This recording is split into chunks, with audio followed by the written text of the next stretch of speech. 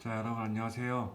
오늘 5주차 다시 온라인으로 만나게 됐는데 원래는 학교에서 뵀었어야 됐는데 다시 코로나 좀 확산이 심해져가지고 이렇게 온라인으로도 뵙게 됐네요. 그래서 이번 주까지는 온라인으로 가고 그 다음 주 토요일에는 뵐 수 있지 않을까 그렇게 기대를 해보고 있어요. 자, 그래서 오늘 다섯 번째 5주차인데 지난 시간에 이어서 파이토케미칼의 개념을 좀 하다가 좀 중간에 끊어져가지고 아마 이 슬라이드에서 멈췄던 것 같은데 좀 더 부연 설명 드리면서 진행하도록 할게요. 지난 시간에 저희가 떡 개발을 할 때, 또 여러 가지 식품들을 개발할 때, 이런 파이토케미칼에 대한 중요한 기능성을 가미해야 하고, 그리고 많은 연구가 진행되고 있는 만큼, 우리한테 그런, 뭐랄까, 생리활성 기능을 부여할 수 있는 그런, 파이토케미칼에 대한 연구를, 저희 떡 개발에도 함께 병합을 시켜야 되지 않을까라는 생각으로, 이제 앞으로 오프라인 강의를 할 때, 그런 여러 논문들이나, 그런 연구 논문 또는 서력 논문 찾아가면서, 공부를 더 할 거고요. 저 온라인 강좌에서는 어떤 개념을 갖고 있는지부터 이해하는 게 중요하니까, 좀 더 설명을 드리도록 할게요. 자, 파이토케미컬의 파이토는 식물성이라는 어근이고, 케미컬은 아시다시피 화학물질 이런 뜻이니까, 뭐 식물성 화학물질 또는 식물성 항산화 영양소 뭐 이렇게도 불려지기도 하고, 요즘에는 탄수화물, 지방, 단백질, 비타민, 무기질, 물에 이어서 7대 영양소라고 불려지기도 하고 있는 영양소예요. 자, 그래서 보시면은 밑에 보시면은 일교차가 클수록 더 선명해진다. 보통 파이토케미칼은 과체류의 그런 껍질을 말하는데 그 껍질의 색깔의 선명도가 높아진다는 얘기겠고, 두 번째는 주변의 자연경이 좀 더 가혹할수록 더 많은 파이토케미칼이 생겨질 수 있다. 왜냐하면 그 과육이나 그 소위 말하는 내부에 있는 물질들을 보호하기 위해서 껍질이 그 과피라는 껍질이 그 과육을 보호할 텐데 그 외부로서의 그 스트레스가 심할수록 그 이제 소위 말하는 그 항산화 산화를 막아주는 그 기능이 높아진다라고 볼 수 있는 거예요. 그래서 뭔가 비닐 온상보다는 노지 뭐 그대로 자연 그대로일 때 영양이 풍부해지고 농약을 뿌리는 것보다는 자연 그대로 자랐을 때 병충해는 스스로 이겨냈기 때문에 농약이라는 거는 미리 뿌려서 병충해를 살멸시킨 건데 이제 그런 게 아니라 소위 말하는 그냥 알아서 자랐던 것들은 그런 병충해로부터 스스로 이겨냈던 그런 꼴이 되는 거니까 훨씬 더 많은 그런 산화를 억제할 수 있는 힘이 더 많이 있는 걸로 간주가 되겠죠. 화학 비료를 이용한 것보다는 유기농 재배가 더 영양이 풍부하다. 뭐 당연히 그렇겠죠. 뭔가 이런 아티피셜하지 않고 내추럴한 성향으로 잘 재배가 됐던, 잘 자랐던 그런 식물의 과피 일수록 좀 더 파이토케미칼이 더 선명하고 더 많이 있을 것이다. 라는 그런 내용으로 볼 수 있을 거예요. 사막의 선인장 등이 이해가 될 수 있겠죠. 자, 그래서 우선 과일이나 그 채소를 고를 때 뭔가 그 색깔의 선명함을 보는 것이 굉장히 중요하다라고 이해할 수 있을 것 같아요. 자, 다음 넘어가면 파이토케미칼이 꼭 필요한 이유인데 그 이유는 말씀을 드리도록 할게요. 첫 번째는 이제 산화를 막아주는 항산화 제가 설명드렸는데 그 이유처럼 우리가 살면서 소위 말하는 숨 쉬면서 항상 그런 활성산소라고 하는 리액티브 옥시젠 스페시스라고 하는 ROS가 생겨지고 있어요. 누구나 생기고 있고 누구나 그게 만들어지는 게 이제 원리인데 건강하다면 그게 자동 소거 자동적으로 이제 축적이 되지 않고 소거가 되는데 건강하다고 자부할 수 없기 때문에 이제 그게 축적이 돼가지고 이제 산화가 이제 만성화되고 만성화되면서 염증이 생기는 그런 문제가 생길 수 있다는 거예요.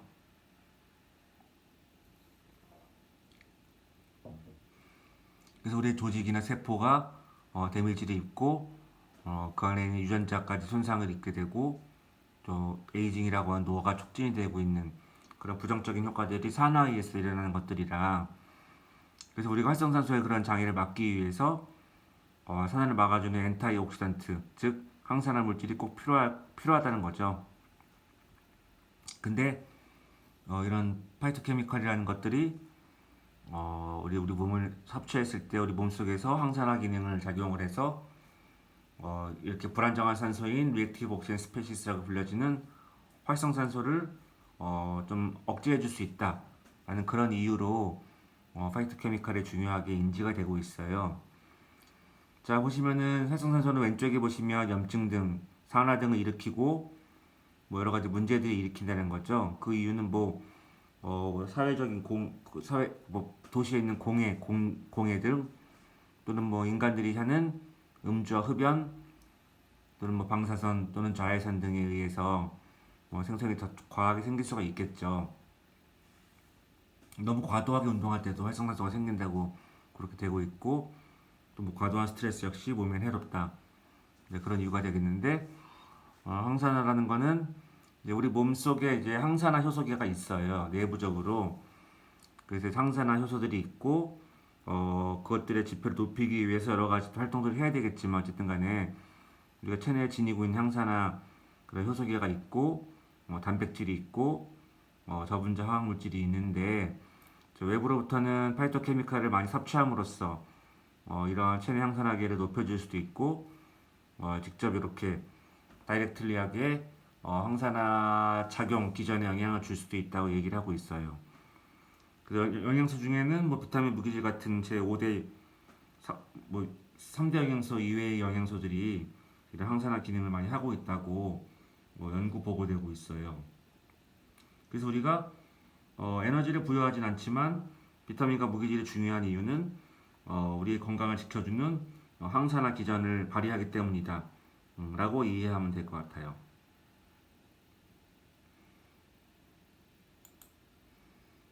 자 넘어가면 효과적인 섭취 방법이에요. 실질적으로 어떻게 먹어야 될 것인가, 어떻게 해야지 잘 먹을 수 있을 것인가. 제철 과일을 잘 먹는 것이에요. 그래서 이제 어, 수확되는 순간부터 손실 시작. 뭔가 우리 채소, 식물은 뿌리, 줄기, 잎이 있고 뭐 열매가 있고 뭐 있겠죠. 근데 이제 그 수확을 하는 순간 단절이 되는 거잖아요.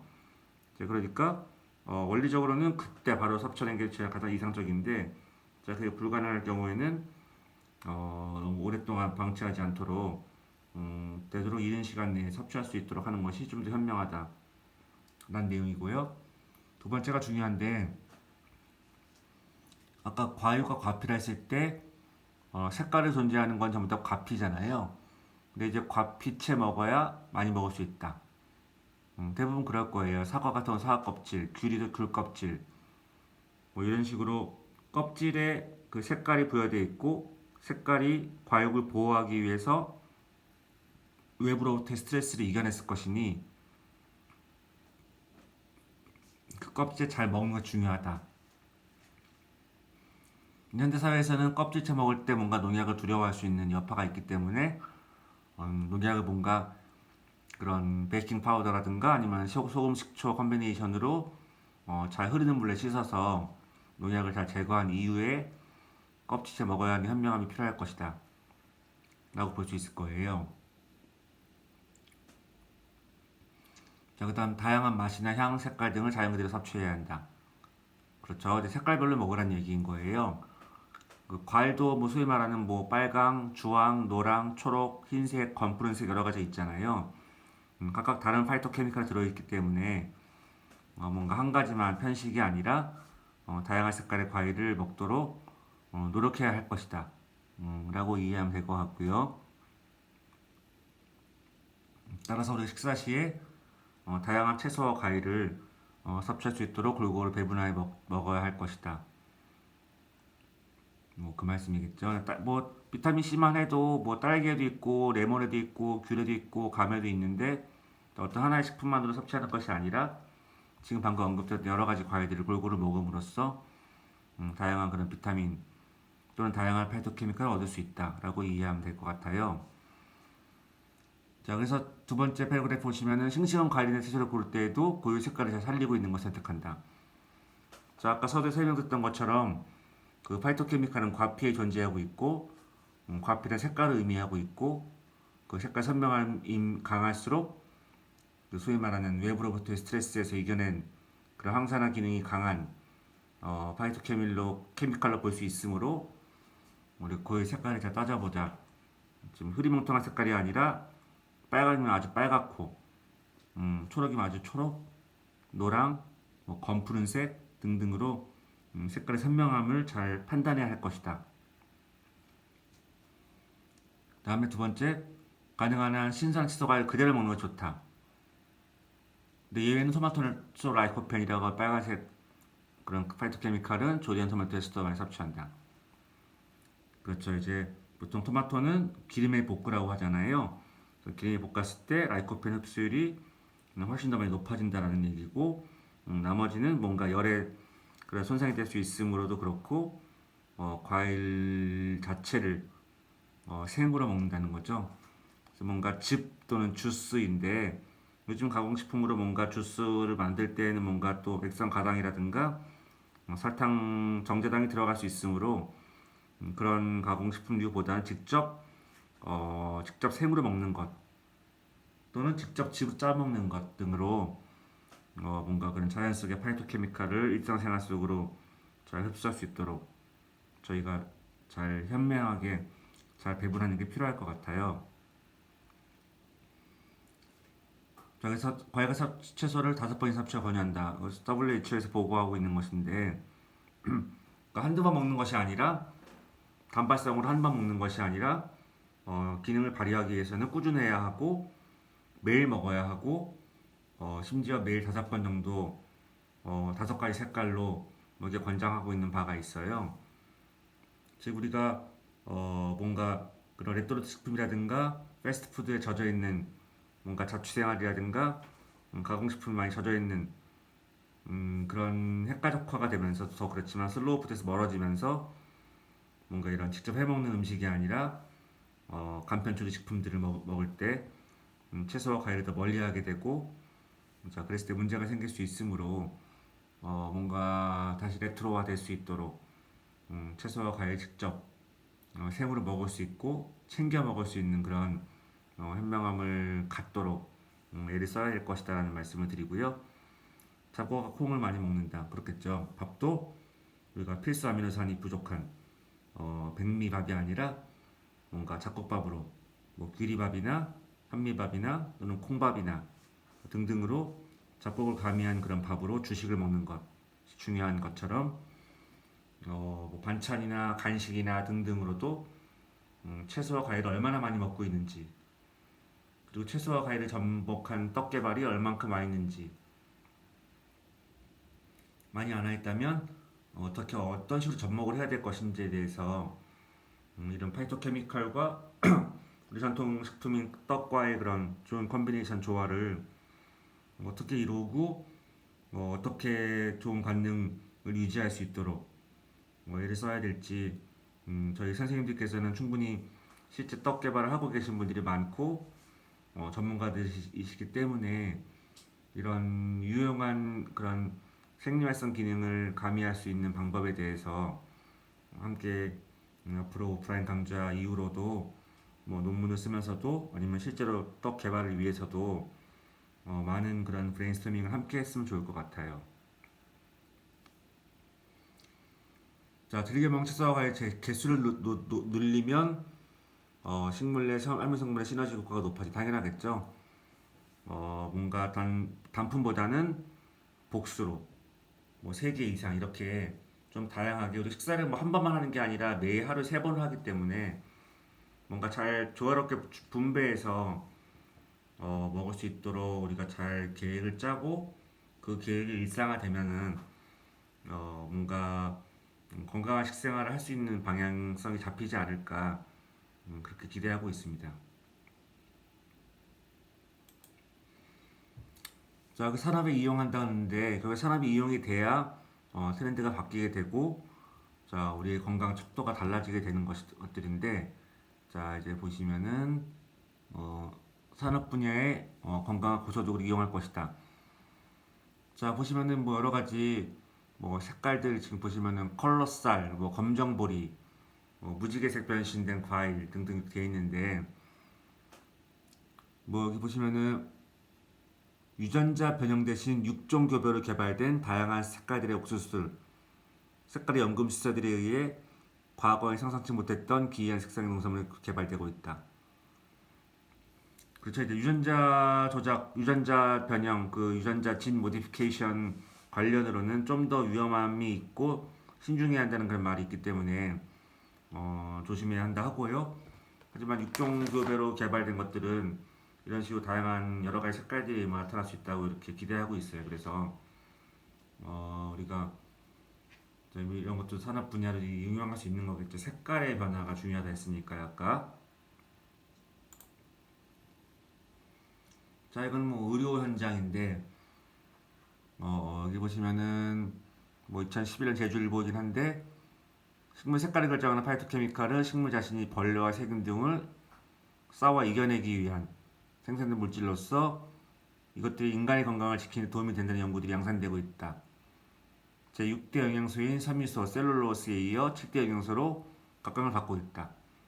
그렇죠. 아까 설명드렸던 것처럼 그 아까 과피 성분, 과일의 껍데기인 껍질 성분이 과육을 지키기 위해 썼던 것처럼 생태계의 먹이사슬 원리상 우리 인간 동물들은 몸이 안 좋을 때 식물을 먹었던 것처럼 이렇게 과피를 먹음으로써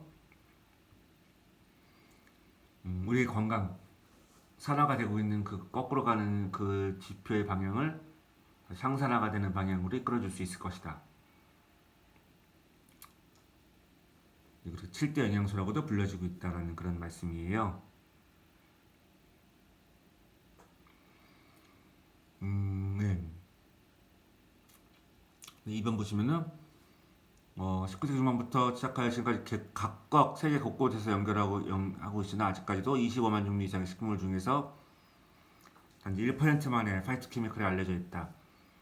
지금도 많이 알려진 것 같지만 뭐 카테킨, 녹차, 뭐 캡사이신, 라이코펜, 플라보노이드, 안토시아닌 다 들어보셨겠지만 이런 것들 명명된 것들 구조 분석까지 다 끝난 것들이라 하더라도 다 된 것이 아니라 극히 일부에 불과하다.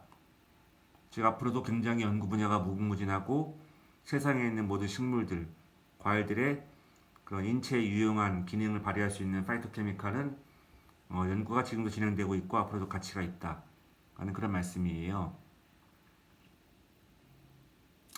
그래서 이제 적색이나 황색을 띠고 있는 과일, 야채, 잎이 얇은 채소, 버섯, 해조, 마늘, 곡물, 콩류, 견과류 등 모두에 대해서 우리 인체에 필요한 그런 파이토케미칼에 대해서 연구가 모든 과학자들에게서 지금 이 시간에도 아마 진행이 되고 있을 거예요. 그래서 제가 지난번에 보내드렸던 단체 카톡방에 보내드렸던 그 의학 저널 관련 뭐 이공계열 다 포함해서 의학 계열에서 나오는 그런 SCI 논문, SCIE 논문까지 검색이 되는 펀메드에 등재된 그 펀메드.gov 사이트 드렸지만 거기에 영문 키워드로 우리가 원하는 파이토케미칼이나 우리가 원하는 펑셔널리티를 잘 넣어서 우리가 원하는 떡이라고 하는 뭔가 그런 상품 또는 그런 매개물과 잘 검색했을 때 어떤 연구 논문이 나오고 있는지 쭉 볼 수 있고 펀메드는 뭐 최근 수준부터 이제 쭉 검색이 돼서 나오기 때문에 그런 서력 논문들을 읽어봄으로써 우리 연구 방향도 체크가 가능하고 또 우리가 지금 진행하고 있는 떡 개발에 대해서 얼만큼 연구가 되어 있는지에 대해서도 체크할 수 있기 때문에 뭔가 이 온라인 강좌로 이렇게 동영상 강의로 넘어가는 것이 아니라 이제 개강을 하거나 다음 학기라도 뭔가 그런 연구 방법론에 대해서도 같이 이제 대면 강의일 때 가능하겠죠. 이렇게 연구 방법에 대해서도 얘기하면서 선생님들 소논문도 진행을 해야 되니까 이제 그런 방향으로 좀 서치해가면서 각각 선생님들 지금 10분 논문 주제를 정해야 되잖아요. 논문 주제도 그렇게 선정하도록 진행을 하면 좋을 것 같아요. 파이토케미칼은 굉장히 연구 분야가 무궁무진하고 이제 되고 있다. 그렇게 이해하시면 될 것 같아요. 뭐 색깔별로 보시면은 이렇게 빨간 색깔, 이것도 뭐 껍질에 있는데 물론 당연히 선명할수록 유익하다고 말씀드렸죠. 자, 이것도 마찬가지로 색깔별로 선명의 가치가 있을 것이다. 선명의 가치가 있을 것이다. 뭐 이건 검푸른색이죠. 뭐 포도 같은 거, 포도의 포도당, 포도 껍질, 포도 과육, 포도 씨, 포도 씨에 있는 포도 씨유까지. 자, 포도는 전부 다 모든 것들을 다 몸에 유익하기 때문에 전체 다 먹어야 하고 뭐 버릴 것이 없겠죠. 포도 껍질째 발효한 거 적포도주, 포도 껍질을 까고 발효한 거 백포도주. 포도 껍질에 있는 안토시아닌이 모든 그런 항산화 물질의 대표적으로 얘기를 하고 있는데 포도를 먹을 때 우리가 롱에게 줄었다는 이유로 포도 껍질을 안 먹고 포도의 과육만 먹고 씨드 뱉고 다 버려버리잖아요. 근데 이 귀한 포도의 모든 것들을 다 먹을 수 있는 방법으로 뭐 포도 즙도 먹을 수 있겠고 포도 껍질 먹는 것이 좀 이질감이 드실 수 있으면 한꺼번에 먹을 수 있는 뭔가 대안이 있어야 될 것 같아요. 자, 그래서 항산화 물질을 잘 먹어보자라는 그런 의미를 밥잘 찾아보자라는 그런 얘기예요. 골고루 먹을 수 있도록 고기 뭐 고기, 생선, 계란, 콩류 단백질도 중요하지만 뭔가 채소와 과일도 그 중요한 비율을 차지하고 있고 우리 몸에 필요한 영양소를 보충할 수 있기 때문에 생리활성 기능에서 더더욱 그렇겠죠. 그래서 이러한 채소와 과일을 우리가 지금 주되게 따지고 있는 떡이라고 하는 소재에 떡이라고 하고 하는 상품에 어떻게 적용할 수 있을지에 대해서 얼른 연구를 시작하고 싶은 그런 마음이에요. 자, 그 다음 책에 넘어가면은 그 다음 이제 식사 지침 또는 뭔가 그런 영양 섭취 가이드라인에 대한 내용인데 이건 가볍게 넘어가면서 선생님들 한번 읽어보시면서 정부에서 어떤 가치를 어떤 지침을 어떤 가이드라인을 갖고 있는지에 대해서 가볍게 보고 넘어가실게요. 뭐 골고루 먹는 거 당연히 편식을 하지 말자는 얘기니까 체중을 유지하지 당연하죠. 비만도 질병이고 비만일 때 모든 질병들을 유발할 수 있고 하므로 선생님들 키에 걸맞는 체중을 잘 유지하도록 애를 쓰는 게 현명한 식생활이고 현명한 생활 습관이라 하니까 선생님들 뭐 키는 바뀌지 않을 거고 선생님들 몸무게는 항상 바뀔 수 있는 것들이기 때문에 체중에 관심을 갖고 몸무게에 대해서 좀 체킹하자 그런 내용일 거예요. 그럼 단백질 충분히 먹자. 그렇죠. 단백질이라는 거는 우리 아까 말씀드렸지만 처음에 머리카락, 손톱, 발톱, 피부만이 아니라 선생님들이 몸속에 있는 그런 효소라든가 호르몬이라든가 항체, 면역 관련된 물질들도 전부 다 단백질이기 때문에 그런 기능을 잘 유지하기 위해서라도 단백질을 잘 섭취를 매일 꾸준하게 해주는 게 중요하다. 그다음에 지방은 총 에너지 20%로 하죠. 5분의 1 정도 하자는 얘기인데 지방은 1g당 9칼로리를 차지하고 자 조금 더 많이 섭취했을 때 비만의 문제를 일으킬 수 있기 때문에 어, 뭔가 눈에 보이는 흰색 지방이죠. 그럼 육류에 있는 지방들을 좀 더 절제하고 불포화 지방이 유익한 그런 식물성 기름들은 좀 더 많이 먹을 수 없는 현대생활에서 많이 안 먹게 되는 그런 경향이 강함으로 잘 챙겨 먹을 수 있도록 애를 써야 할 것이다. 라는 그런 말씀이에요. 그다음 우유를 매일 마시자. 자, 요거는 뭐 우유인데 잘못 내네. 우유인데 자, 요거는 칼슘일 거예요. 한국인에게 가장 많이 부족한 무기질 넘버 원이 바로 칼슘인데 칼슘은 CaE 플러스 이가 이온으로서 뭔가 우리의 뼈를 구성하고 우리 이빨을 구성하고 뭔가 뼈에 관련된 모든 질환 중에 대표적으로 골다공증을 유발할 수 있고 부족하면 또는 뭐 성장기엔 키가 안 클 수도 있고 뭐 임산부에 때는 골연화증이 일어날 수 있고 여러 가지 뭐 칼슘으로 인한 질환들은 많이 있을 거예요. 어린 시절엔 구루병이라고 뼈가 휘는 병도 있을 수도 있고요. 생애 주기별로 어린아이들은 구루병, 임산부는 골련화증, 폐경기 여성들은 뭐 골다공증 등등으로 이렇게 다양한 질병들을 유발할 수 있어요. 그래서 우리가 칼슘은 항상 잘 챙겨 먹어야 하는데 뭔가 무기질 중에서 가장 많이 먹지 않고 있는 영양소라고 되어 있어요. 그 이유는 기본 식품이 많지 않기 때문이기도 한데 대표적으로는 뭐 이제 우유라고 하는 건 액상이죠. 우유 또는 우유를 붙인 치즈라든가 아니면 뭐 유제품 또는 뭐 콩이라든가 일부도 들어있는데 우리가 우유에 가장 많이 들어있다. 뼈채망 생산 멸치 같은 거 들어있지만 역시 소량이고 우유를 먹는 것이 중요하다고 하는데 우유가 뭔가 어쨌든 지방이 또 들어있잖아요. 칼슘만 있는 게 아니기 때문에 비만이 있는 사람들이라든가 건강에 비만으로 인해서 좀 건강 문제가 있으신 분들은 우유도 먹기에 부담스러울 수 있겠죠. 그런 분들에게는 지방만 제거한 탈지 우유 또는 지방을 좀 감한 저지방 우유 등등으로라도 칼슘을 보완하기 위해서라도 우유를 먹어야 될 것이다. 그리고 우유를 먹고 설사하는 병인 설명드렸던 유당불내증인 증상이 있는 분들은 우유 먹고 설사하는 증상이기 때문에 우유를 조금씩 나눠 먹던지 아니면 우유 속에 바나나 같은 딸기 같은 제3의 알칼리성 물질을 집어넣어서 같이 먹던지 했을 때 설사가 멎을 것이다. 어쨌든 간에 칼슘의 가장 중요한 상당히 많이 미약한 수준으로 먹고 있고 문제가 될 수 있기 때문에 선생님들께서 칼슘을 어떻게 보완할 것인지 특히나 골다공증 경미하지만 골다공증을 걸려 있거나 문제가 있는 분들은 뭐 비타민 D라든가 칼슘을 서플리먼트로도 먹어야 된다고 의료진의 판단에 의해서는 그렇게 된다면 뭐 6개월 정도 복용하고 6개월에 다시 체크하고 이렇게라도 해서 칼슘을 잘 보완할 수 있도록 애를 써야 될 것이에요. 그 다음에 짜게 먹지 마시고 당연하죠. 나트륨, 소듐인데 Na 플러스 1가 이온이고 소듐은 당연히 우리 피를 하이퍼텐션이라고 부르는 고혈압을 유발하기 때문에 발바닥에는 피가 머리에 너무 빨리 오게 되고 부담스러워지는 거죠.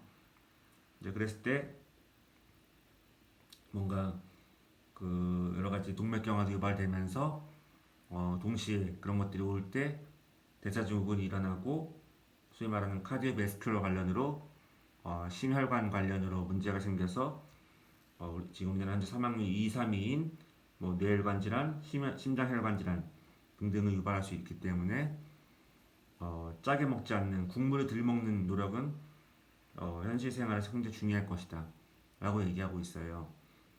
자, 우리나라 식습관 보시면 대부분 뭐 찌개 아니면 국이 들어있는데 물론 없을 수도 있겠지만 하지만 찌개랑 국의 대부분은 국물이 있잖아요. 그런 국물은 대부분 소금이고 심지어 그것만이 아니라 염장식품이라 부르는 김치, 뭐 고추장, 된장, 뭐 청국장 다 장이잖아요. 장이란 말은 절인 거예요. 절였단 말은 소금이 들어갔다는 얘기고 뭐 젓갈 같은 거 다 소금이잖아요.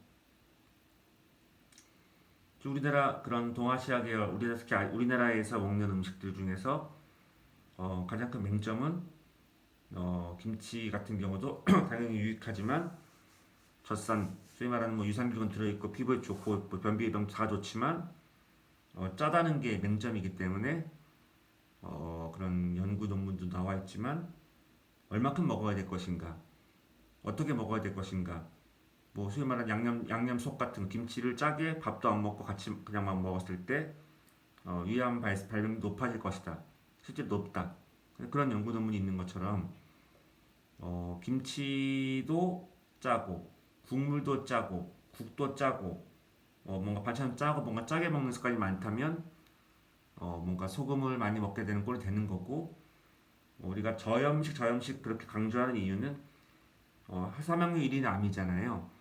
그 암에서의 좋은 식습관은 저염식이 들어있어요. 그 이유는 우리의 몸에서 뭔가 염류가 많을수록 즉 짤수록 암세포의 그런 생존 환경이 더 유익해지는 효과가 있기 때문에 소금을 좀 감할 수 있는 저염식을 하는 게 중요하다고 얘기를 하고 있어요.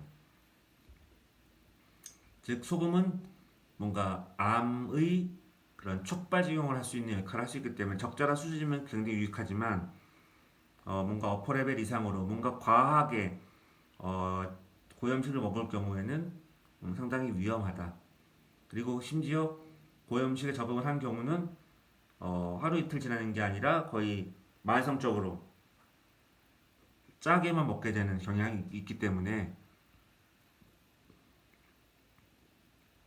뭔가 좀 짜지 않게 먹도록 애를 써야 될 것이다 라는 말씀이에요.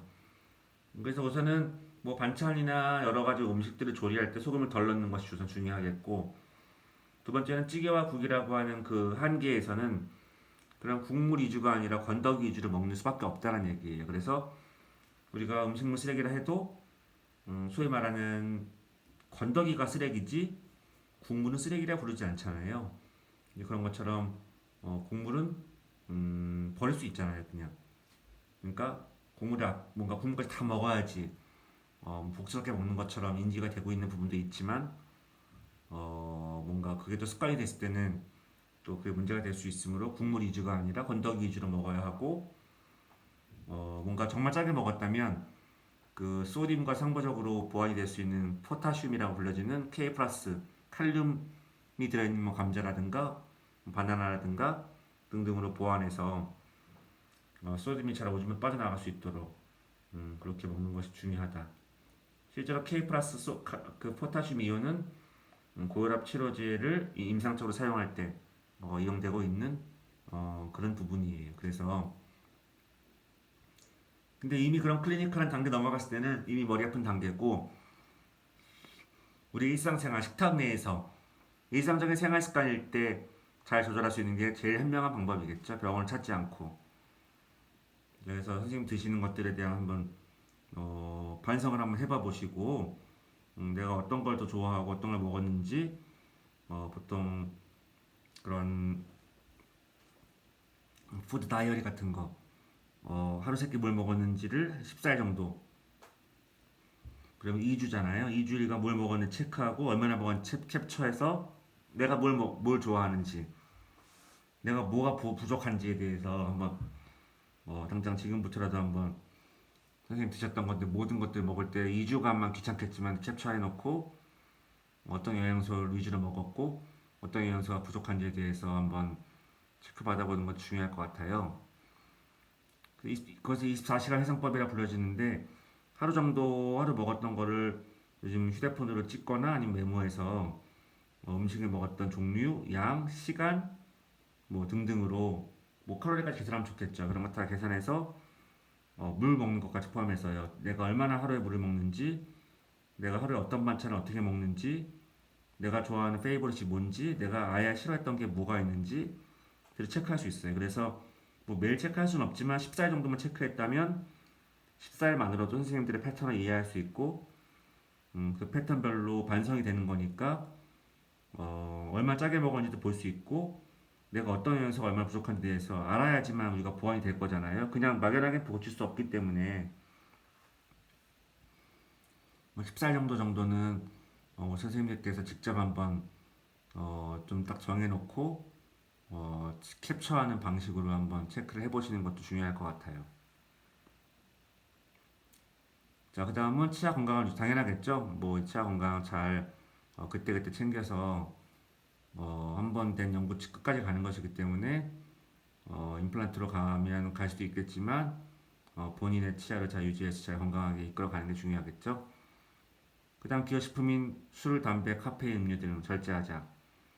그쵸, 절제라는 말이니까 아예 하지 말라는 게 아니라 적절히 하라는 말일 텐데 뭐 술 당연히 뭔가 사회생활에 필요하기도 하겠고 뭐 좋아하시는 분들은 좋아하시겠지만 가장 안 좋은 건 이걸 거예요 아마 가끔 먹는 건 아무 상관없고 뭔가 만성적 음주가 위험하다 하는데 만성적이란 건 매일 드시는 거예요 소량이라도 뭔가 비빔밥을 먹을 때에도 점심 때 갑자기 뭐 소주를 시킨다든가 뭔가 술을 꼭 뭔가 끼니 때마다 한 잔씩은 반주로 해야지만 된다라는 그런 정도로 만성화됐을 때 자, 그때 이제 소위 말하는 좀 안 좋다고 얘기를 하는 거죠. 그런 건이 있고, 그다음 담배는 뭐 말 그대로 담배는 백해무익하다. 100건이 있는데 100건이 다 해로운 거예요. 뭐 도움되는 게 아무것도 없어요. 그냥 뭔가 혈액을 끈끈하게 해가지고 동맥경화는 걸릴 뿐더러 뭐 타르라고 하는 제조 물질, 심지어 뭐 폐암이랑 연결되는 건다고 100% 말할 수는 없지만 폐암의 위험 가능성이 높아지는 건 사실이고, 물론 폐암은 당연히 유전적 소인이 가장 강한데 그럼에도 불구하고 유해 물질이 400개 들어있기 때문에 뭐 당연히 좋지는 않죠. 뭐 가끔 피는 건 상관없겠지만 이것도 역시 만성적인 흡연, 식사 이후에 담배를 피워야지만 뭐 소화가 된다라는 등 뭔가 그런 식으로 만성화되어 있는 경우에는 이제 언제까지 필 것이냐라는 얘기겠죠. 좀 줄여보자. 그런 내용이고요. 카페인 음료는 뭐 우리가 소위 말하는 커피 같은 거예요. 뭐 녹차, 홍차, 뭐 코코아, 뭐그 초콜릿이겠죠. 또는 뭐 요즘에 소위 말하는 고카페인 음료 해가지고 뭐 하식스 같은 거 수험생들이 이제 뭐 먹을 때잖아요. 뭐 레드불인가? 아무튼 그런 것들까지 포함해서 어 당연히 뭐 일시적으로 잠이 오지 않고 뭔가 강심작용, 심장이 두근두근거리고 집중력이 높아질 수는 있겠지만 뭐 그럴 때 한두 번 상관없겠지만 뭔가 이런 것들을 꾸준히 먹을 때 몸에 해로울 수 있다는 그런 말씀이에요. 식생활과 일상생활 균형 유지 당연하죠. 잘 자고 잘 새끼를 먹는 것만으로도 우울증이 나아진다는 것처럼 인간에게 수면은 중요하죠. 일상생활의 균형이란 최소 6시간 정도는 잔다는 개념이에요. 24시간에서 6시간 빼면 18시간이잖아요. 18시간 깨있고 열심히 지내고 열심히 집중하고 뭐 그 안에서 잠 쉼이 있겠지만 18 플러스 6으로 10시간 동안 잔다면 딱 24시간 되는 거잖아요. 근데 뭔가 6시간을 못 잤을 때 당연히 그 다음날 피곤하고 그쪽 피로가 쌓이게 되고 집중력이 저하가 되고 능률은 다 떨어질 거예요. 그래서 뭔가 뭐 6시간이 부족하다면 8시간 정도라도 괜찮겠죠. 7시간이라도 뭔가 이렇게 알맞은 시간에 잘 자는 게 중요하고 잠을 자지 않으면 성장기 키가 안 크는 것처럼 뭔가 그런 식으로 해가 졌을 때 우리 동물이잖아요. 그러면은 해가 지면 인간도 잔다. 해가 뜨면 인간이 일어난다. 이런 개념으로 뭐 일상적인 라이프 사이클을 그런 식으로 맞춰보는 게 중요할 것 같아요. 밤에는 안 자고 낮에 잔다. 뭐 그런 여러 특수한 직업군도 있겠지만 이왕이면 뭔가 우리 세상이 돌아가는 시간 그대로 함께 더불어 지내는 게 좋을 것 같아요.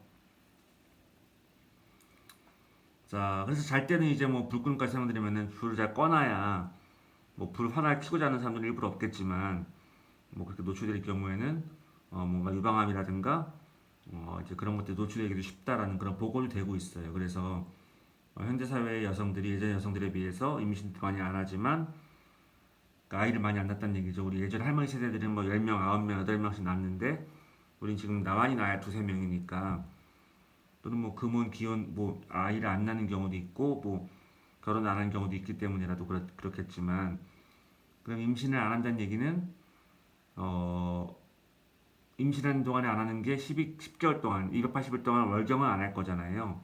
그리고 월경을 안 한다는 거는 에스트로겐이라고 하는 월경을 안 하면 배란도 안 하겠죠. 그러면 에스트로겐이라고 하는 여성 호르몬, 남포 호르몬도 분비가 안 되는 건데 만약에 아이를 한 명도 안 낳는다는 거는 계속 월경한다는 얘기인 거예요. 55세까지는. 그러니 에스트로겐이라고 하는 남포 호르몬이 계속 분비가 된다는 얘기죠. 14일, 28일 주기로. 그래도 유방암 문제가 걸린다는 거예요. 그래서 아이를 무조건 낳아야 된다는 건 아니지만 에스트로겐 분비에는 굉장히 중요한 가치가 있을 것이다. 임신이라는 팩트에 있어서.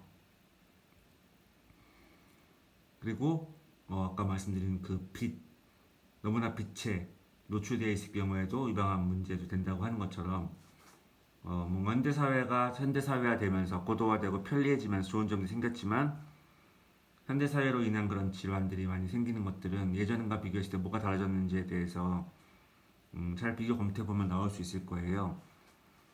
그런 것들을 잘 다시 옛날의 좋은 점을 살릴 수 있다면 암 같은 그런 만성 질환들은 조금씩 개선되지 않을까 이렇게 기대를 하고 있습니다. 마지막에 즐겁게 식사 당연하겠죠. 즐겁게 먹어야죠. 어차피 이왕 지나는 시간들 같이 있게 보낼 수 있는 거니까요. 자, 그럼 이렇게 40분 지났으니까 잠깐 한텀 쉬었다가 나머지 30분 또 두 번째 강의로 만나 뵙게 될게요.